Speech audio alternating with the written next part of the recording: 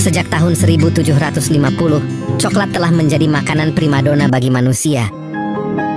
Bahkan pada zaman dulu, ada yang menjadikannya sebagai obat dan ritual keagamaan. Kemudian, pada tahun 1847, perusahaan coklat J.S. Fry & Sons dari Inggris menciptakan coklat batangan pertama yang dibentuk dari pasta yang terbuat dari gula, minuman keras coklat, dan mentega kakao. Dan sekarang, kelezatan coklat ini tersedia di seluruh penjuru bumi dengan perusahaan-perusahaan yang mengirimkan hingga 3 juta ton coklat setiap tahunnya. Lantas, bagaimanakah proses pembuatannya?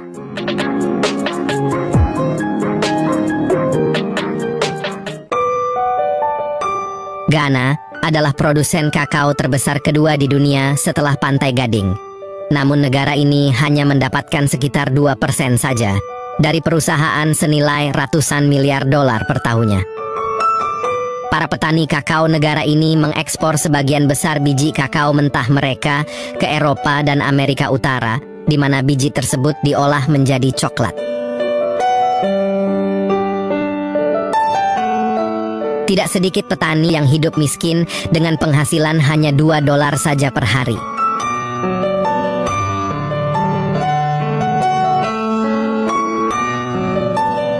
Pemerintah sendiri berupaya untuk mendanai bagi pengusaha yang berjuang untuk membuka pabrik coklat di negara mereka.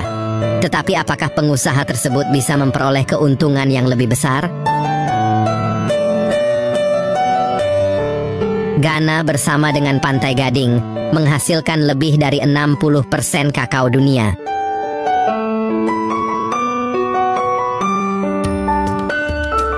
Negara-negara ini menjual kepada semua perusahaan coklat besar, mulai dari Hershey's hingga Mars hingga Nestle yang mengolah biji di luar negeri, terutama di Eropa dan Amerika Utara. Pohon kakao sangat halus dan buahnya tidak mudah jatuh begitu saja ke tanah, sehingga harus dipotong secara manual satu persatu.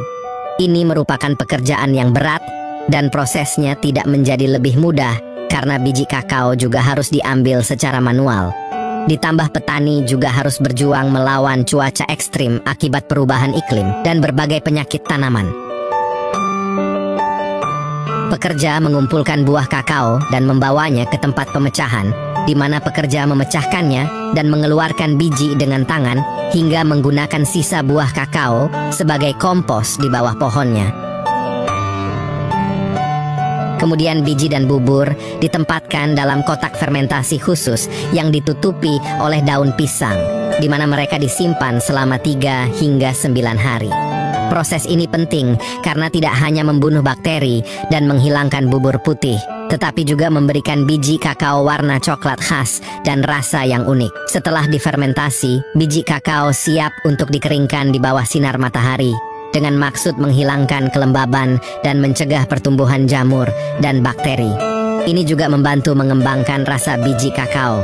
Kemudian setelah kering, biji kakao siap untuk dikirim ke pabrik di seluruh dunia.